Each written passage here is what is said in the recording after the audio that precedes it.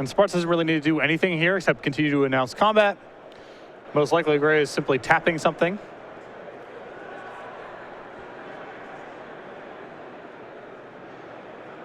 I think we might have a brutal expulsion on the way. We do.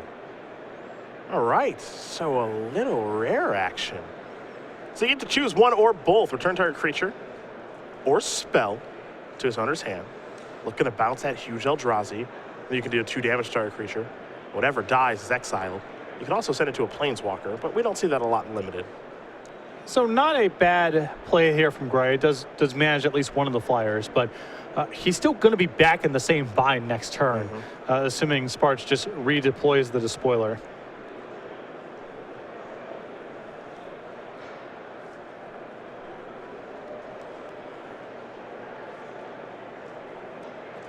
Here's an attack for just 1 in the air with the Mist Intruder.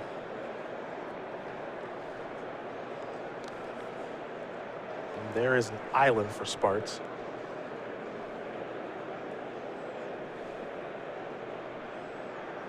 And the Despoiler is back. And it's going to process a couple of cards. Very easy to make that thing a 9/9, I think. 2 cards is not trivial. It is some work, but the reward is well worth it, and the floor on the card is still reasonably high. I think if it was a 4/4 for 6, let's say, and came into play with 5 counters, you'd have to question putting it in your deck if you only had a little bit of ingesting action going on. Okay. But as a 6-mana 5/5, it's a safe play, and if you happen to be processing it, it becomes quite good.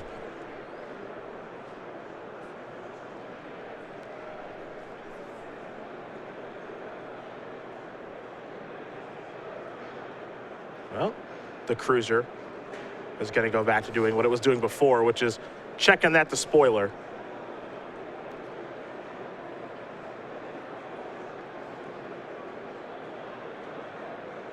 Might just be a boring little attack from 1 in the air again. Yeah, I mean, these chip shots are working. Yeah. And Gray's got 3 mana tied up every single turn, tapping the Despoiler, has been missing land drops. So, you know, you can see Spartz here double checking just to see if there's any way to apply more pressure there. It's too early for her to be attacking with the 1/1s on the ground. Well, the Dominator drone does help. Yes. Now, next turn, she's likely to be in a position to attack for lethal regardless, and Gray's just picking it up. Well, Gaby Spartz is going to win. Game number 2 here over Jeremy Gray. That means game number 3 about to be underway between the blue-black deck and the Grixis deck. You can see Spartz was confirming, you know, it was looking like she was getting closer and closer to be able to attack with everything. But all the turns where she held back and only sent in the Mist Intruder, I think, was correct. It was a little early to tender an alpha strike there, but the Dominator drone makes it very easy. Well, now we get to actually get a better look at these deck lists. So let's take a look at Gaby Spartz's deck. She's blue-black here. There's an Anticipate, an Eldrazi Sky Spawner that we saw. A big uncommon here in Hallmer Tidecaller. Yes. A lot of people like that card in this format. 2 Mist Intruders, an Oracle of Dust, Runation Guide, Spell Shrivel, Tide Drifter, Tightening Coils, and a Wavewing Elemental. Black cards, we got a Bone Splinters, a Demon's Grasp, a Dominator Drone. We just saw that help to win that game. Grave Birthing, Gul'Dross Overseer, that is a rare. Cluster Healer we saw, along with Myers Malice, very popular card this weekend. Sludge Crawler, Smothering Abomination. But one thing I'm always going to be looking for is a land count. I got 8 islands, 7 swamps, an Evolving Wilds, a Skyline Cascade, and a Mortuary Mire. So 18 for her as well. No question that Gray is bringing a lot of power to the table. You'd expect that in a Grixis deck. A lot of removal spells here. The downside is he is taking some liberties with his mana base. He does have 2 copies of Sludge Crawler and only 4 swamps in the deck. Okay. So that's a pretty big risk. But if he's able to draw his mana, and he does have a copy of Smoldering Marsh to help out there, along with an Evolving Wilds, he brings a lot of flyers, a lot of removal spells to the table. And you said with the Grixis deck, the full 3. Full 3. Yep. I mean, Sludge Crawler, 2 Sludge Crawler, 4 Swamp you are a full 3. It's not 2 and a splash. You can't call it that anymore. Do you see Matthias Hunt walking by with a match slip in hand? Boom. Our commentary partner out in the field of battle. I don't know if I've ever gotten to call one of Matthias's matches. I've called a couple of yours, but I don't know if I have. I think if memory serves, I've gotten to call 1 Matthias match. He was absolutely annihilated while playing High Tide. Okay. Which, unfortunately for that deck, appears to be the case. Yeah. Cue up Social Distortion story of my life. Try as you may. Yeah. High Tide, not the best place to be in Legacy. There's a point where now current Magic R&D editor Tim Eaton was living in my house, and we played a lot of Magic Online naturally, and we had, whenever we would, we would be playing Magic Online, and in one of the background windows, we would have Soldier Distortion Story of My Life ready to go in case one of us mulliganed to 5. Well, it's important to have theme songs. Right. And it's funny that you bring up Tim Eaton, because as I was driving back from PTQ with him, where I lost in the finals, he, as soon as we got in the car, had Green Day Boulevard of Broken Dreams queued up and just ready to go to try to put me in a better mood. There is Swamp plus Sludge Crawler. See, you only need 4 swamps, Patrick. Yep, Mountain, and I believe an Island already in hand. Yep. It's just how you drew it up. In Ohio, we call that the Rodman draw. The Rodman draw? Yeah, it's for a local player who always would play 4 or 5 color decks, a lot of basics, non-basic fixing, and always had it. Listen, if I play 5 of each basic land, on turn 3 I should have 1 of each of them in play. Yeah. That's math. Yeah, that's just general math. If you don't understand this, I can't help you. Mountain number 2, here come the beatdowns. Kozilek Sentinel was the turn 2 play.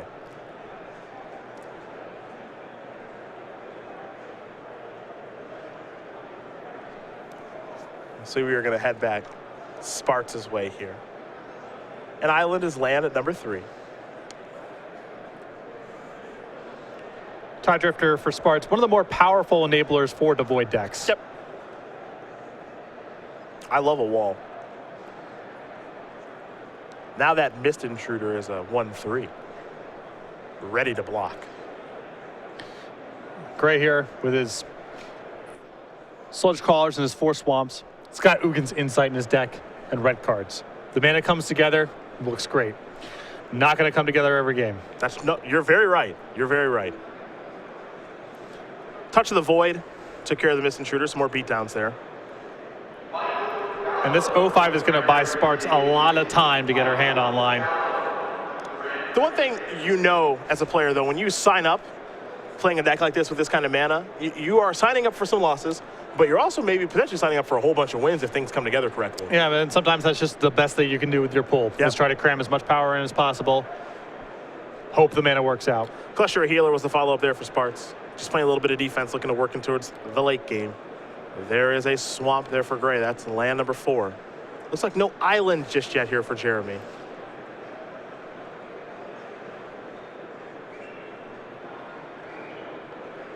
But here come the beatdowns nonetheless.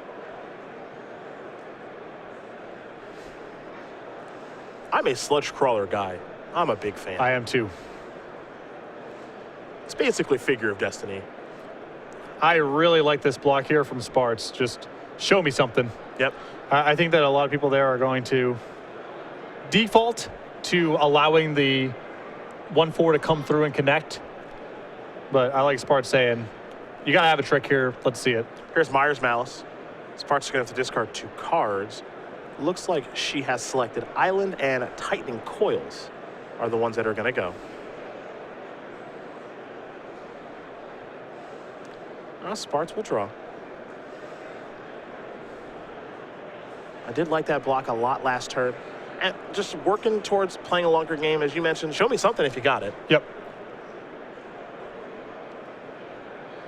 Just going to pass the turn back. Heading Jeremy Gray's way.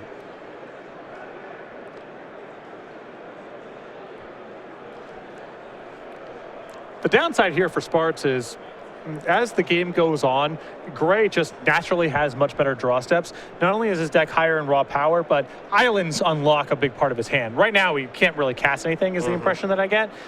So Spartz does need to find either something very powerful or something aggressive to try to close this game out soon.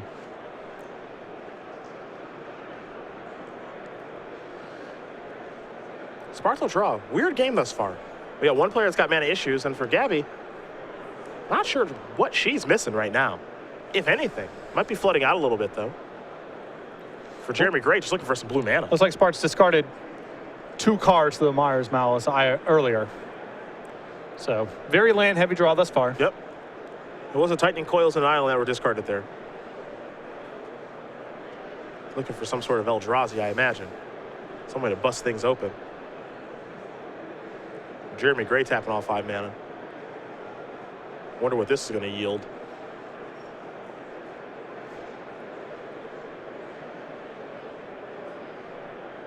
It's going to bring that removal spell. It is Demon's Grasp. -5, -5. To get that annoying blocker off the battlefield. That Tide Drifter. Looks like Mortuary Mire may have been the draw. Getting back a Tide Drifter feels a little mopey right now. I'm not in love. It's not bad on the surface of it, because there's a 0-5 against Gray having some creatures that it blocks. But I think Spartz really needs some high impact draws at this point. Well, the Mire comes in. Now, one thing about the Mire is you may. You don't have to. Yep. And again, But I she did elect understand. I understand Spartz's reasoning here. This card's just kind of powerful in a general sense. Plus, I get a very good blocker into play when I'm facing a little bit of pressure. Depends what the follow-ups are. I think that if her hand is just a bunch of lands, she cannot afford to do that. But if she's got some instants in her hand, if she can play to the board right now, getting back the Tide Drifter seems fine.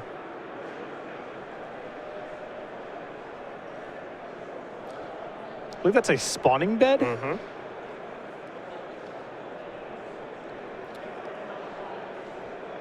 I mean, Gray has gone for broke with the mana. Yeah. Yeah. He is pushing it as far as it can possibly go. Yep. And sealed, you can do one of two things, right? Consistency or power. The best pulls can do both. That's very true. You're often choosing between one or the other. It is very clear that Jeremy Gray has chosen the power approach and is hoping it works out.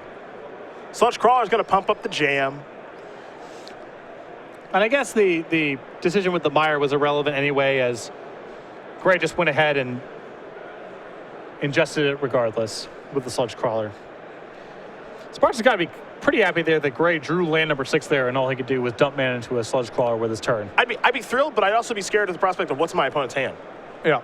If he ever draws an island, what is he going to unleash? In the meantime, Wavewing Elemental going to come down here for Gaby. That's a 3/4 flyer. You play a land, gets +2/+2, becomes a 5/6 flyer.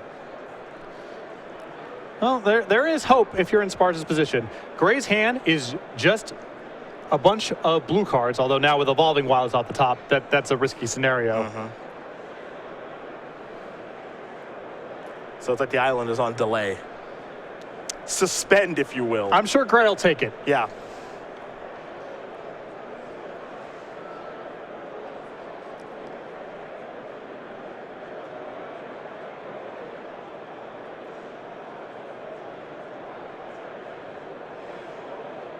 Here comes the attack hand with the Sludge Crawler. I wonder if Spartz is contemplating a double block here. It's just a single block. Okay. Only one pump necessary. So there goes the Cholesterol Healer.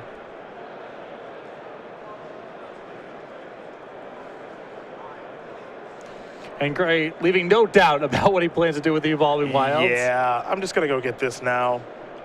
Now, there is a little bit of a risk there. Could die to something like Grip of Desolation. Yes. No, that's a real thing. Yeah. I mean, Spartz would be able to get it regardless, because he would either be fetching now or doing so at the end of the turn, but no way to avoid it. Spartz has Grip of Desolation. It's just bad news for Gray regardless.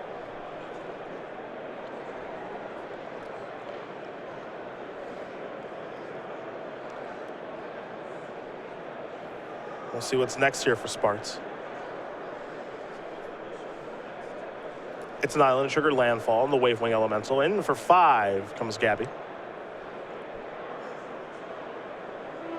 This is a bunch of mana. Uh-oh. This is what this format's all about.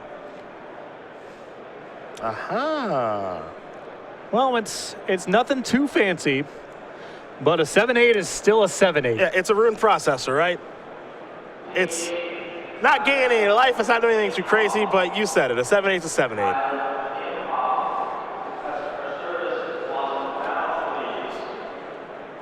Gray can block it for a very long time, assuming he has a window to sacrifice his spawning bed. Then he's got a cushion against this card. But if his mana gets tied up in other things, he's going to be in a position soon where he has to chump block or try to block it with a bunch of stuff or use a removal spell and let the flyer keep coming through. Transgress the Mind. Wondering what the heck's going on over there. Oh, Ghoul-Draw's Overseer is one. And I believe Demon's Grasp is the other. Yeah. So actually some power left behind. Yeah. Maybe Spartz treading a little bit carefully, wondering what's going on over on Gray's side of the battlefield, not deploying these cards just yet. Though, for what it's worth, that Demon's Grasp hasn't really had anything to kill. Yeah, I mean, there's nothing on Gray's side that warrants a removal spell. I also prefer just trying to set up a sequence where you're playing Overseer and a land and attacking for a lot in the same turn. It's more mana efficient this way. There's the Oracle of Dust. 7/8 doesn't look bad also. Yep. 7's a lot. I'm pretty happy right now from Spartz. Game's tight. There's a lot of ways for this to go wrong right now, and Spartz might be in a position where she has to leave back the rune processor and try to block what's coming back from Gray's side of the table. But if Gray doesn't have removal spells, then he's just very vulnerable to flyers. Can't block him on the table.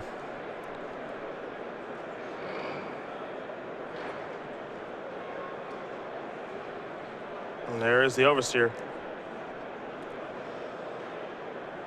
Back to Jeremy Gray, we are going to go.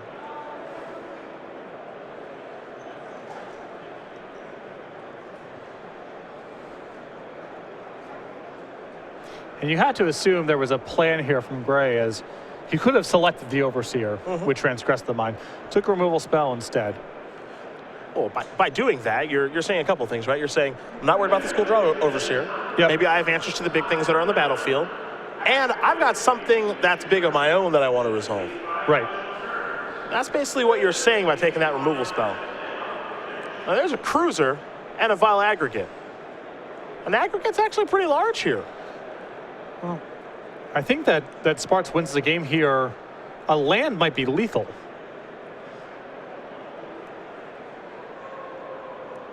Oh, reorganizing. Maybe we're having to anticipate on the way? This is a lot of looks at a swamp. Yeah. Now, keep in mind, with Ghoul-Draw's Overseer, when you play a swamp, the bonus is even better. Yeah. Those creatures will get +2/+0, and there are flyers out there. So is there a swamp from the Anticipate? I'm a little surprised to see this follow-up from Gray. When he took the Demon's Grasp, I was anticipating a sweeper, a large flyer of his own, something to answer the board. But he doesn't necessarily, I don't believe he has lethal coming back on the way back through the rune processor. Nor does he have an answer to either flyer.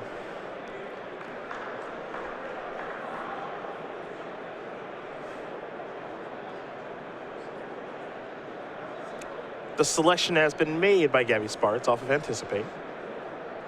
I imagine with the length of time there was probably not a swamp, as this would be really straightforward. But she can take the cantrip. That's another look. Yep. And it's also valuable because it's a chump blocker potentially, and if Gray has some large alpha strike set up for next turn, one more blocker can make all the difference. Grave Birthing does allow for a cantrip there. Target opponent exiles a card from his or her graveyard. You put a 1/1 Eldrazi Scion on the battlefield, and you can draw a card. But I do not believe a swamp or even any land has been found.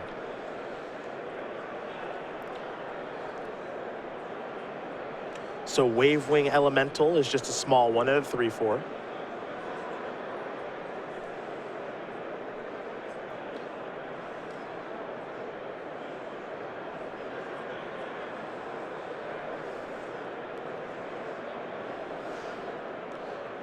But things get a little worrisome here for Spartz if she can't get the kill next turn, especially if Gray draws an island. With another island, he gets 2 activations of Cryptic Cruiser. He may be able to simply kill Spartz depending on what she has left back. And if he can't, he can manage the flyers and try to set the kill another turn.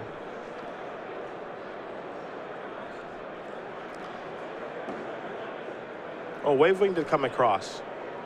And now, Bone Splinters. Oh, this is a really nice turn here from Spartz. Might want to take down the Cruiser. Probably. The Cruiser did cause some headaches in the previous game. That's one of the few ways that Jeremy Gray can stop the flyers that Gaby has. A lot to consider here, though. You never know what could happen on the way back. Yep. But I like managing it this way. All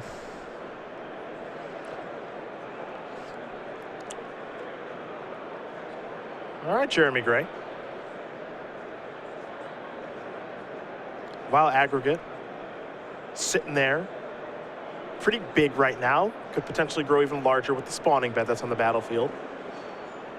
Power toughness.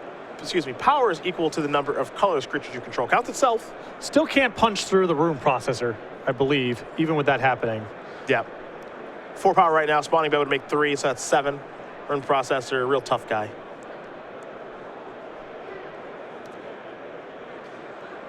I agree. A lot of keywords going on there. Devoid, trample, ingest, powers a star. Yeah. A lot to consider. Yeah. A lot of ins, a lot of outs. Indeed.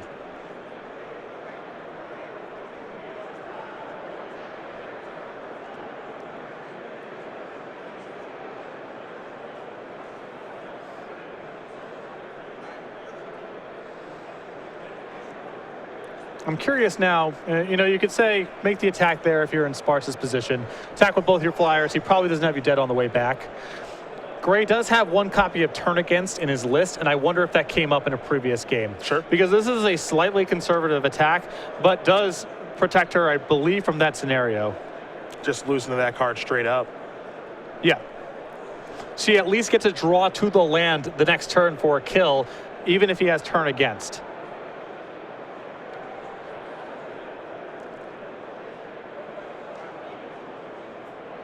Just going to pass the turn. Spartz will draw.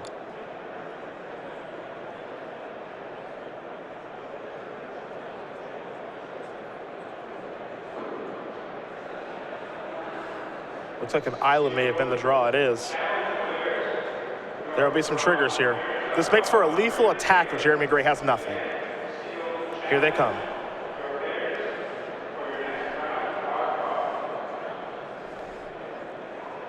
Grip of Desolation. Oh, my. Oh, wow, nice. Yeah, now there is a counter spell there to counter the Grip of Desolation, and that is going to do it. Gaby Spartz is going to win this match over Jeremy Gray. 2-1.